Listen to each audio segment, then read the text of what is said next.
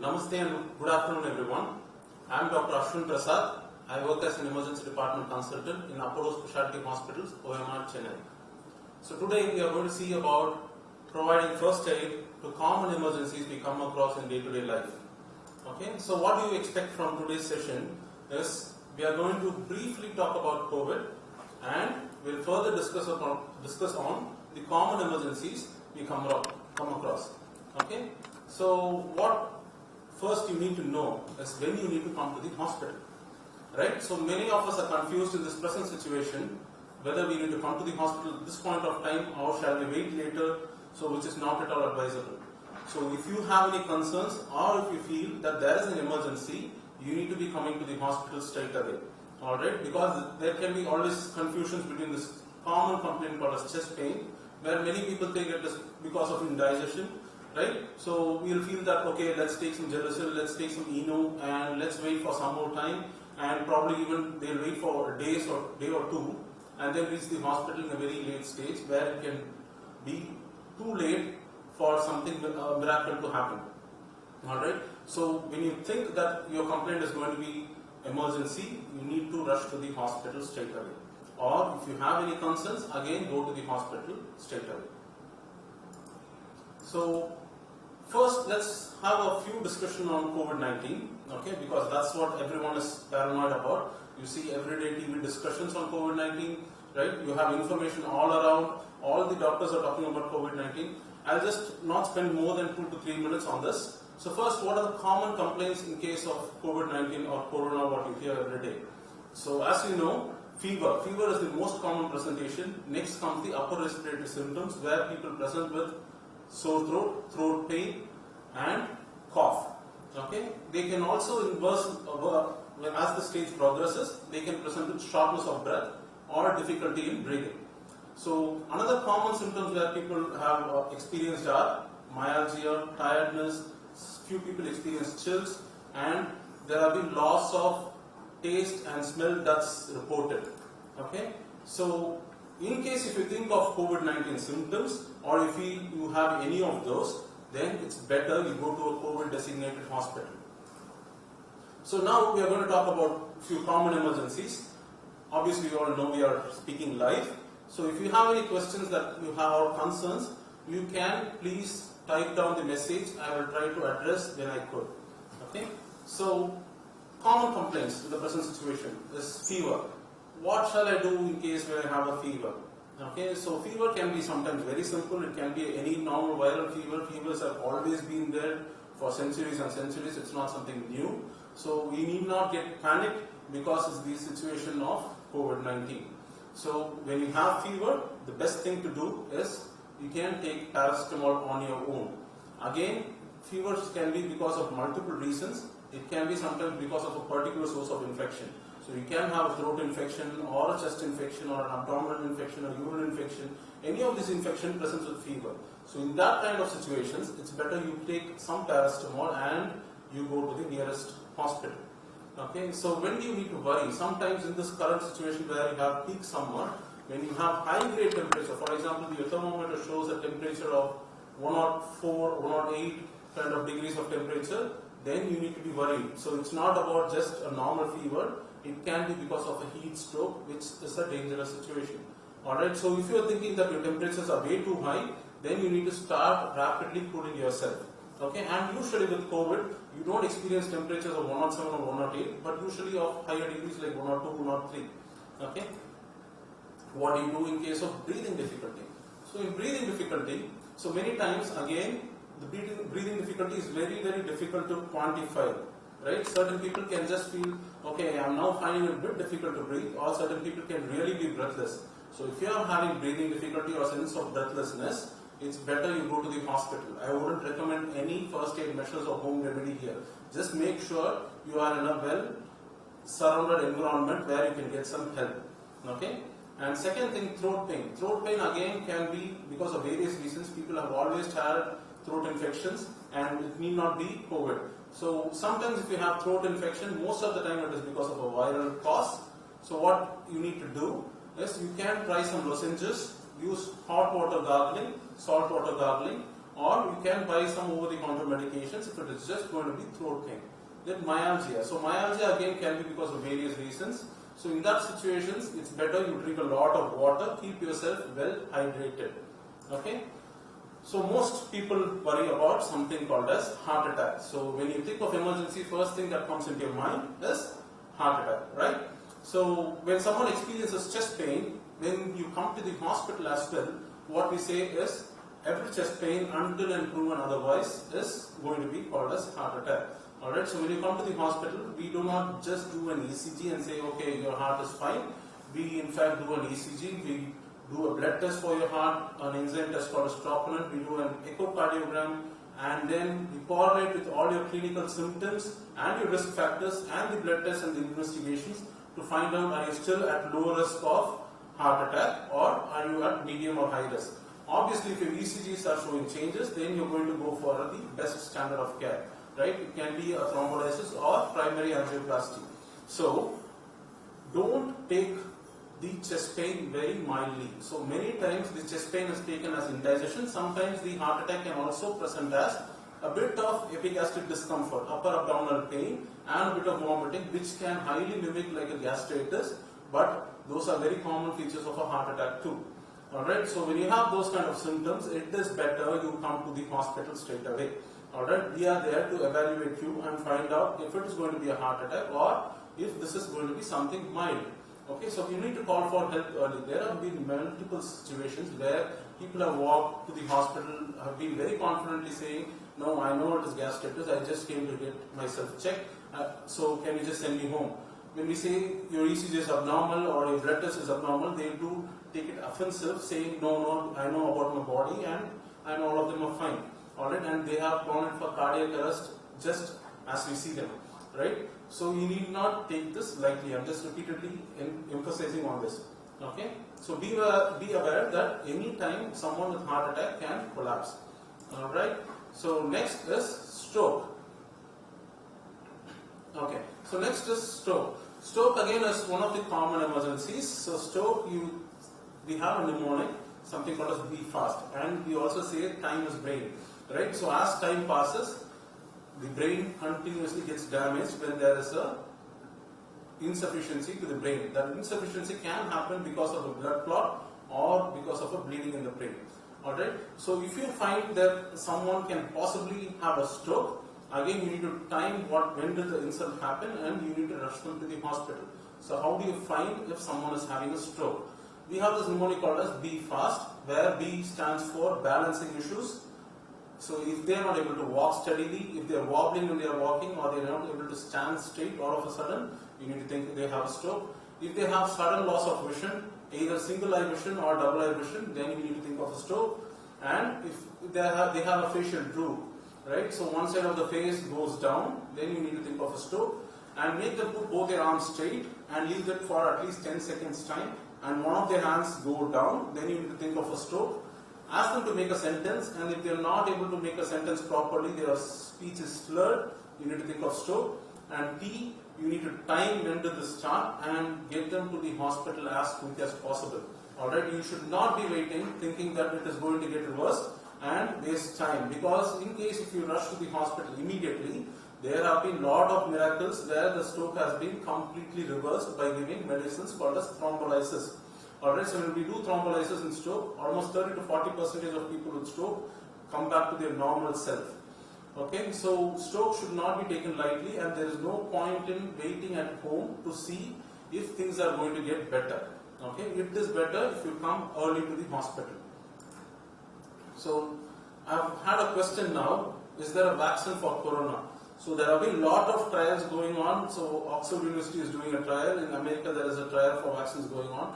They are fast tracking the trials, but as such we don't have a vaccine, and we does need more considerable time to validate those vaccines and come into actual population. Alright, so as such there is no vaccine for COVID-19. And how to take care of children between the age of 1 to 10. So children can be more vulnerable.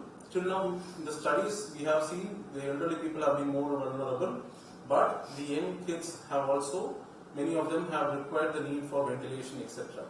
Alright, so in case of children, make sure you teach them what is COVID-19, what is corona, how you need to keep your hands clean. Alright, you should not be touching the face, nose, etc. And make them wear a mask if they are going outside. So many times the adults wear a mask, but you fail to wear a mask for the children, so you need to start educating them to make them wear a mask. Again, all of the children playing together, unless if you are completely closed community, that is okay. Otherwise, it is better that the children play with their own family members as of now. Okay. So next is about asthma.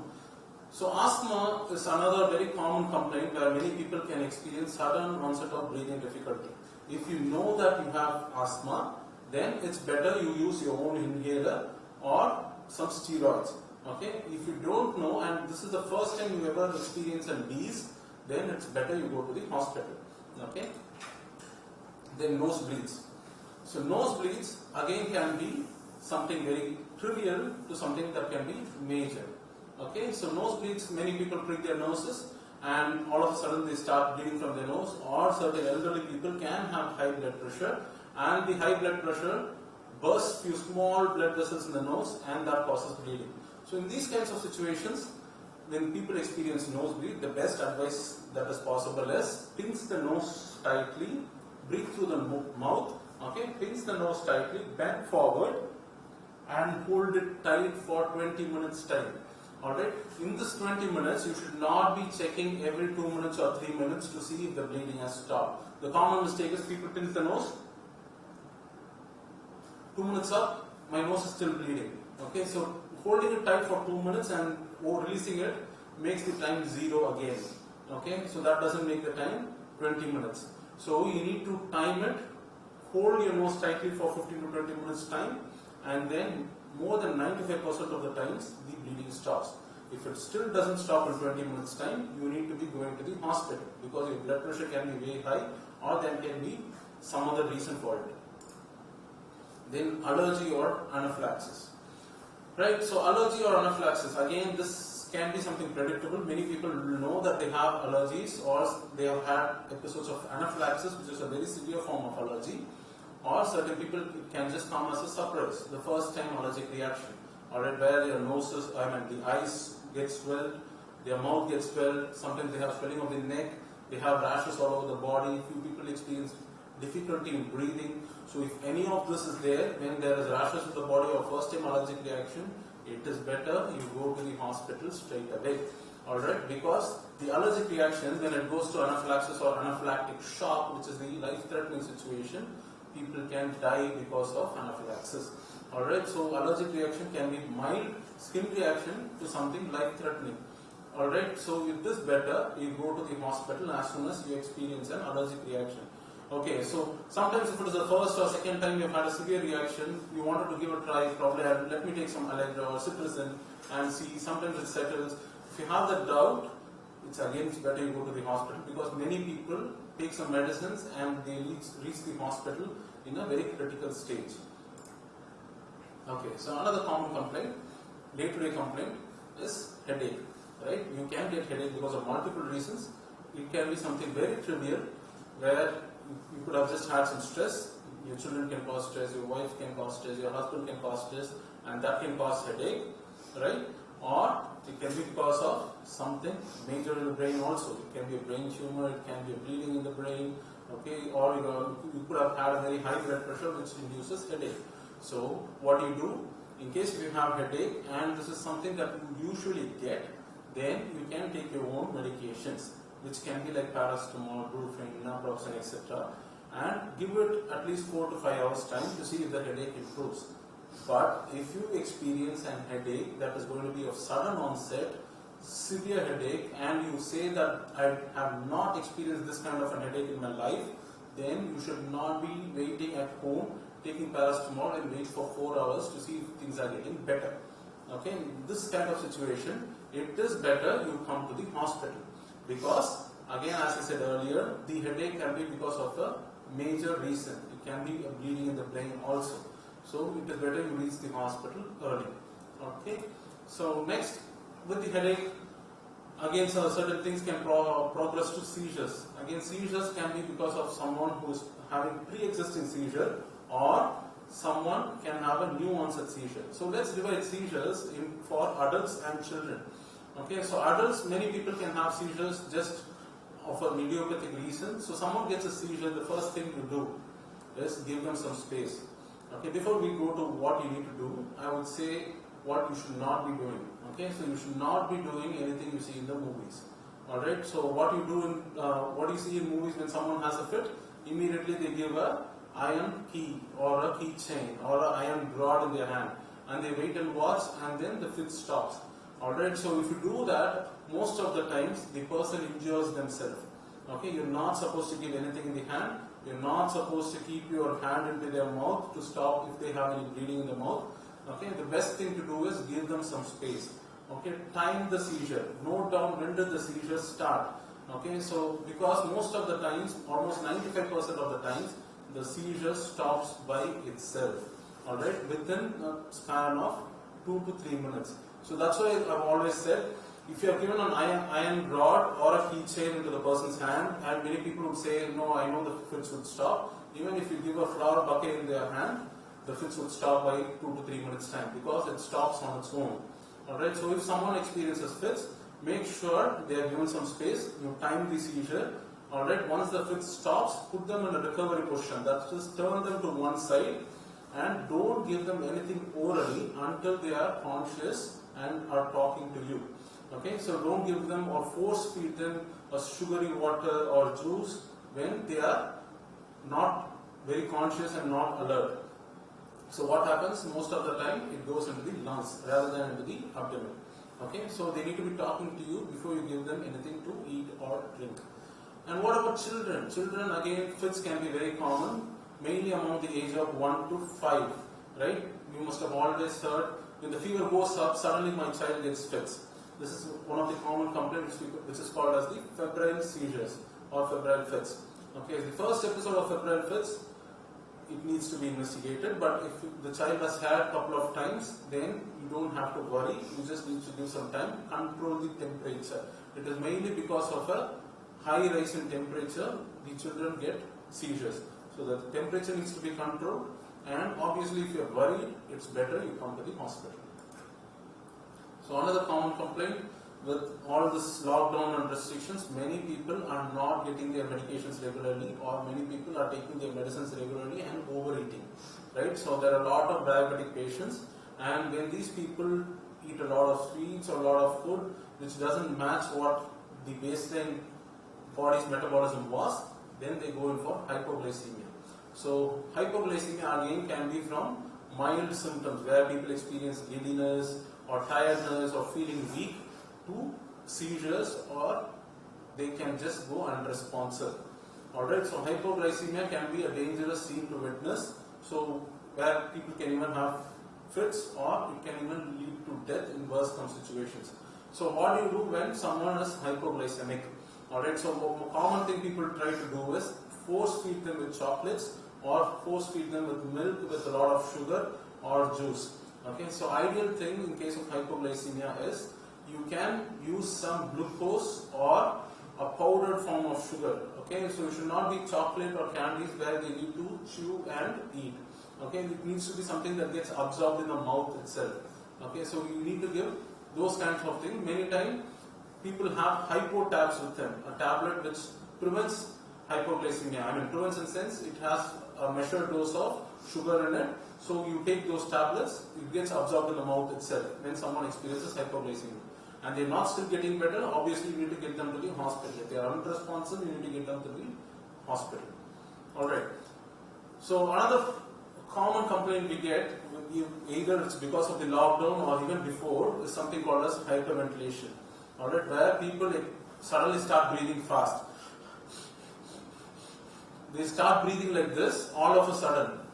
Okay, but they wouldn't have had any fever, sore throat, or body pain, etc. Just they could have been had a very tough conversation.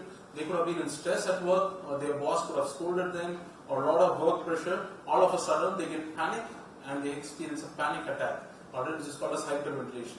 So many times when they reach the hospital, it's usually common among the IT crowd, and when they reach the hospital, we see them with at least 10 to 15 members of their team. Alright, so what happens when there are too many people around them, then they get more panic and they start more hyperventilating. So the best thing is to give them some space, ask them to calm down, give them some reassurance, only 1 or 2 people can stay with them, okay, and give them some breathing coaching, alright. So ask them to take slow deep breaths so they feel a bit better, alright. And in case if they are still worried, obviously they need to be evaluated at the hospital. But usually hyperventilation or panic attacks, we don't do much of investigations. We observe them, and if they are feeling better, we send them home. So, but they get checked with all their vitals, their oxygen levels, respiratory, blood pressure, etc. Alright, so if you are having any concerns, you should come to the hospital. So, common things is like bleeding, trauma. We'll just have a few discussion on the bleedings and traumas. Alright, so severe external bleeding, where it can happen is because of a cut injury or because of any trauma. So severe external bleeding can happen because of a cut injury in the hand or leg or anywhere in the body. So when you have severe external bleeding, what you need to do is give a direct pressure. Alright, you can use a clean cloth or a gauze piece if you have, and hold on to the wound and apply direct pressure for at least 20 minutes of time. Okay, so what it's better you do is, if there is a bleeding from the hand, you need to raise the hand above the body level, or you can put the person flat and elevate the hand and give them pressure for at least 20 minutes. Like I said about the nosebleed, the reason you need to press for 20 minutes is for your bone metabolism that happens in the body, your coagulation cascade to work and form a clot, so the bleeding stops on its own. So you should not be like pressing for 2 minutes, see if the blood has stopped, again press for 2 minutes and see if the blood has stopped, and then people reach the hospital saying, my bleeding never stopped. Alright, so when you start pressing, you need to press it hard for 20 minutes time without checking in between, and then come to the hospital. Alright, so when you come to the hospital, obviously we will assess your wound and take it appropriately. So another thing is, certain people have this habit of tying a tourniquet tight up. Right? If there is bleeding here, they use a tourniquet on top and tie their hand or leg very tight so they can avoid the bleeding. Obviously, the bleeding would be avoided, but that can cause serious damage also. Alright? So you should not be using a tourniquet to stop the bleeding. So, common thing, again, many people ask us is, what should we do in case my son has a fracture or my neighbor has a fracture, what shall we do, doctor? So this is another common scenario that can happen, especially with the lockdown. You know, all the children are naughty and they still run around and break their hands because they are not of much of adult supervision. So a lot of people work at home and the children are out playing, right? So they can come home with a broken bone. So what do you need to do? So we'll just divide it as upper limb, that's your arms, hands and your shoulder and your lower limbs. Okay, so if you experience a fracture in the shoulder or your arm, what you need to be doing is, you can make a sling. You can make a sling just by rolling it onto your arm and tying it around the neck. So that immobilizes the upper arm, right? So in case if you have a fracture of your elbow, again you can make a sling, or what you can do is immobilize with a hard object. That hard object can also be a bunch of paper rolled together. Alright, it can be a cardboard, it can be a wooden scale, it can be a bunch of paper rolled together, or it can be a cardboard box. It can be anything. You just need to make sure the hard surface is held together for both a joint in the front and joint in the back. If there is a fracture here, make sure you immobilize this joint and you immobilize this joint. Alright, so when 2 joints in the front and back are immobilized and you held the fracture onto a hard subject, then the movement between the broken bones is minimized. So when the movement is minimized, then the pain is considerably reduced to more than 50%. Okay, so that can be like a miracle to the person with a broken bone. What do you do for fractures in the lower limb? Again, it goes with the same concept. So if there is a fracture in the leg, then you try to use a wooden splint or a cardboard box and make a long splint, trying to immobilize the ankle and the knee. If that's not possible, you don't have anything together and the leg is broken, the other easy thing to do is tie the leg to the opposite leg using multiple cloths. Okay, and the knot needs to be at the leg which doesn't have the fracture. Alright, so at different levels, try to tie the legs together so your normal leg acts as a splint for the broken leg. Alright, this is another way of doing a splint for lower limb fractures. And we always have this conventional way of treating fractures. Please, I wouldn't recommend using conventional methods for treating fractures because they later on end up with malunions, okay, so where they end up with abnormal morphology of the broken bone, right? So it's better you come to the hospital and get yourself sorted with a proper look by the emergency doctors or the orthopedic doctors. So another common trauma that you experience is road traffic accidents, right? So nowadays with the lockdown in place, even though the lockdowns have been relaxed, you see a lot of two-wheelers and cars and buses going in very fast speeds, right? So when people go so fast, obviously you are bound to get trauma.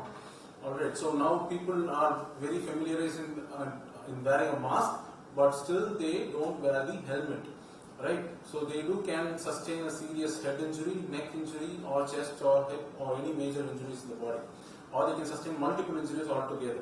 So if someone experiences trauma, then you need to be extremely careful. Okay, so commonly what do we do, right? So someone has an accident at the road, so immediately you try to stop a car or a bike and you try to help, isn't it? So that's what you need to be doing, but many times you do feel that a lot of people just stay standing by taking photographs and videos of the accident. Okay, so ideally, being a good human, we need to be helping them out. So if you're going to help, the way of helping should not be like holding two hands and the other person holding the two legs and lifting them up where their neck can hyperextend and can cause serious spine injury. So in trauma, what you need to be careful is you need to make sure the neck is immobile. Alright, you need to give a lot of care for the neck and the whole spine. Make sure that the spine and the neck are not induced with a serious trauma, because these are first impact and the second impact can be caused by the person who are trying to help itself. Alright, so you need to be careful about the neck injuries and the pelvic or the hip injuries, because again, if someone has had a serious hip injury, when people try to lift, the injury that is sustained can make things worse. Alright, the person can even die. So what do? The best thing to do is just slightly move them to an area of safety and call for the ambulance.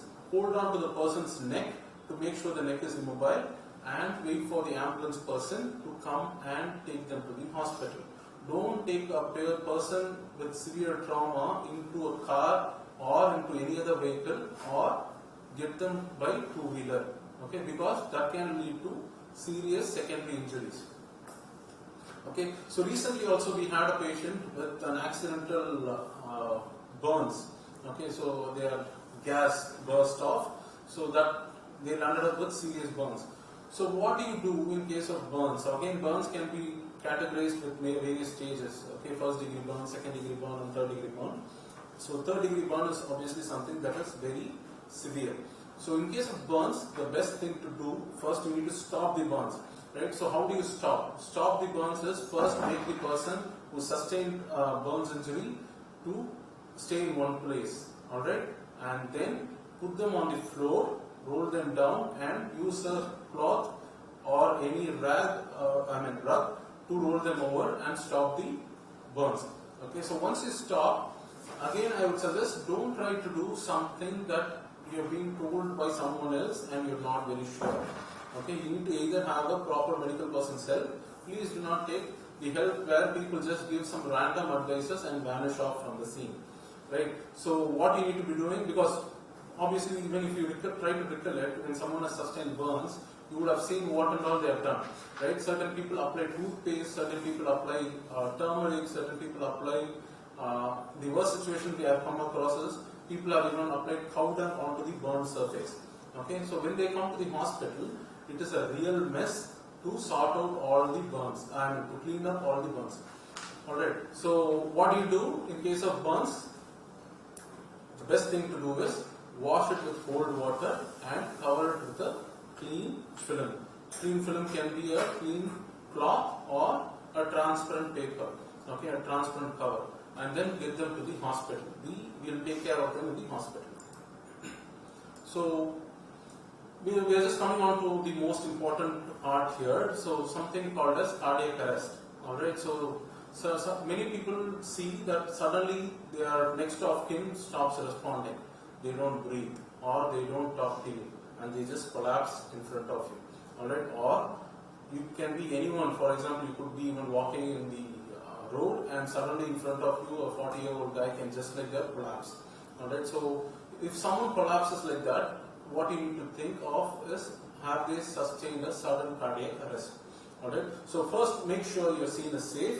Okay, make sure you are safe and the person who has collapsed is safe.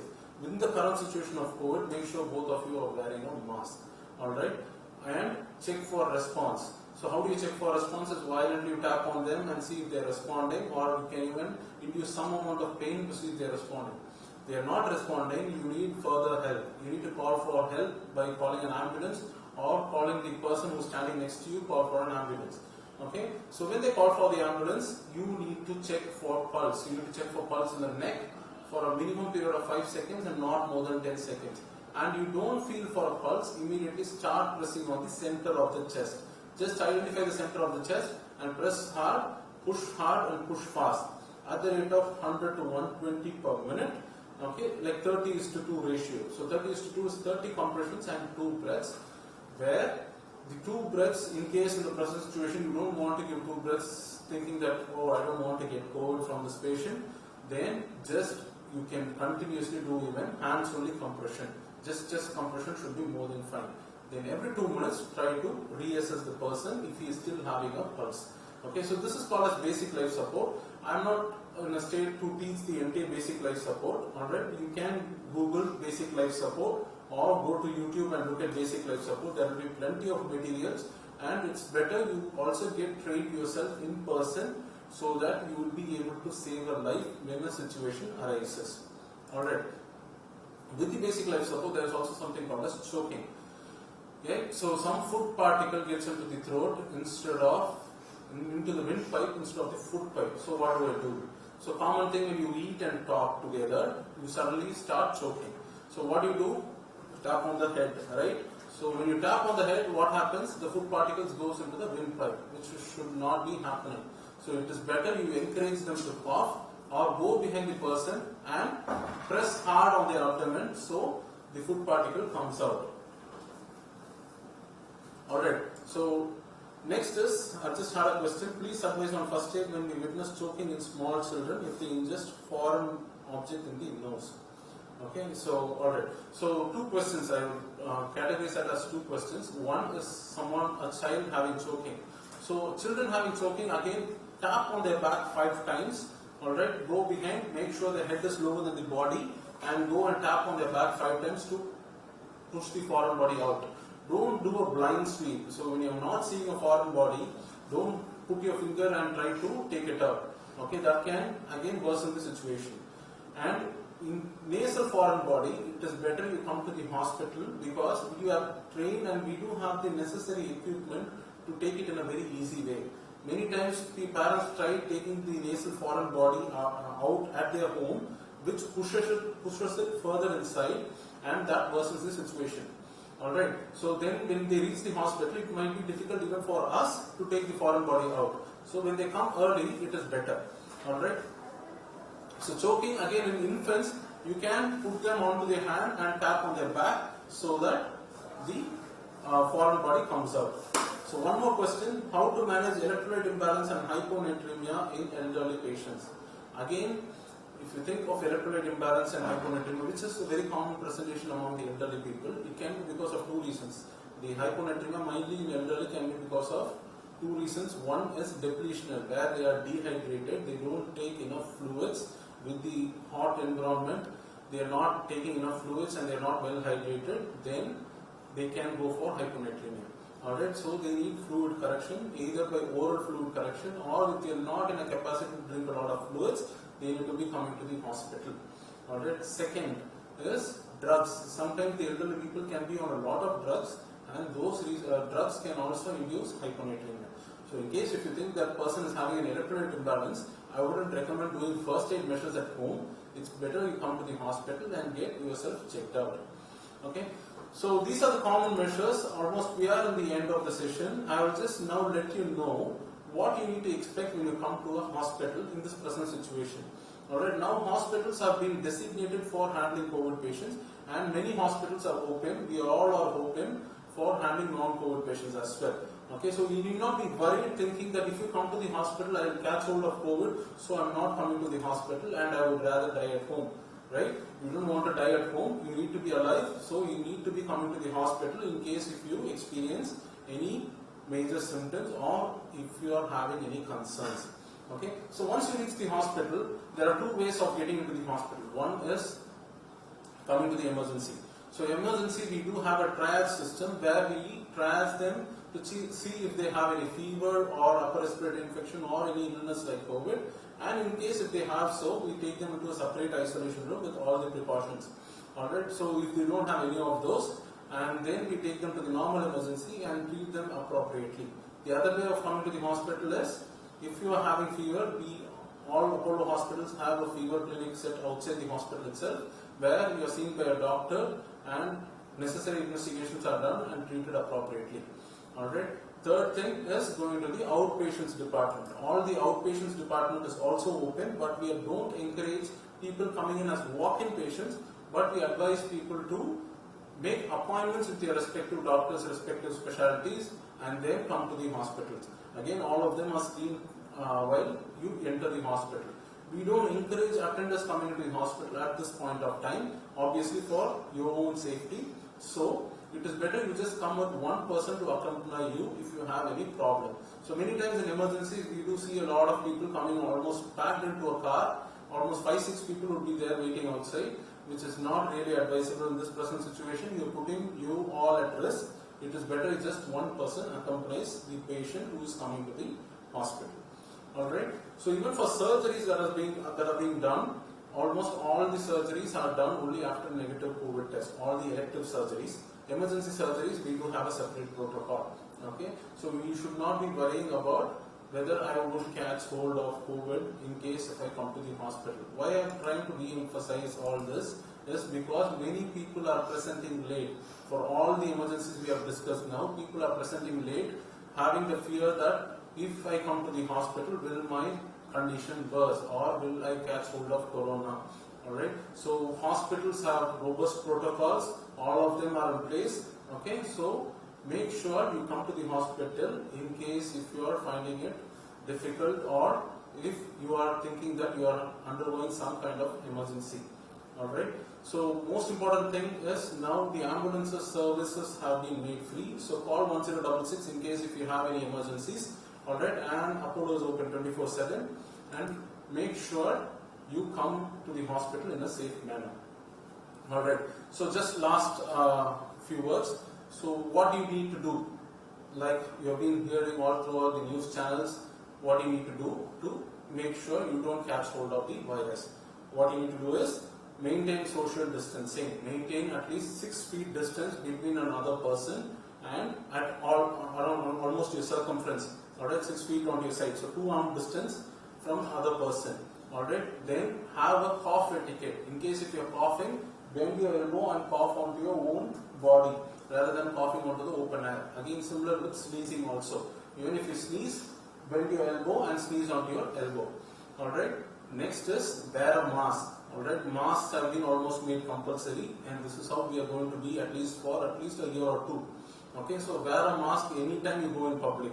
Okay, anytime you go in public, wear a mask. It need not always be a medical mask. You can wear a cloth mask also, but make sure you wear a mask. And as soon as you wear a mask, when you want to talk to some people or you find it difficult, don't pull your mask down and leave your nose open. Okay, that doesn't help wearing a mask at all. So you need to cover your nose and your mouth to make yourself protected. Okay, the most important thing is washing hands. So every time you go out, wash your hands. Every time you touch any person or any objects, wash your hands. Wash your hands frequently every day with soap and water. That's more than fine. You don't have to have sanitizers with you all the time. And avoid touching your face or nose or eyes with your hands. Alright, so you need to wash your hands frequently. Okay, so these are the main things. And if you are concerned, come to the hospital. And it is better to come to the hospital rather than staying at home with some emergencies. So stay safe and come to hospital in case if you have any emergencies. Alright? Thank you.